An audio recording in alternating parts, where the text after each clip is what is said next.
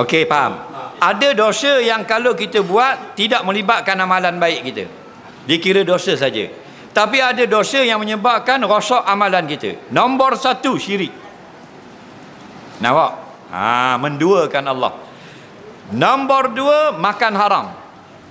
Makan haram menyebabkan amalan ditolak. Nombor tiga, hasad dengki.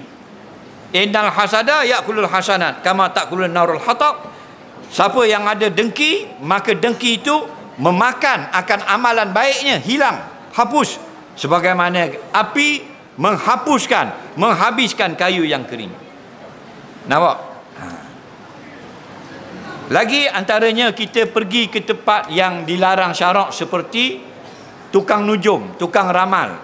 Kerana ada Nabi sebut, man atakahinan lam tuqbal salatuhu arba'ina yauma. Siapa pergi pada tukang ramal atau bomo yang meramalkan nasib dan sebagainya, atau tukang sihir, maka tidak diterima semayangnya 40 hari. Kata Imam Nawawi, dia tetap wajib semayang 40 hari. Semayang itu tidak diterima di akhirat nanti.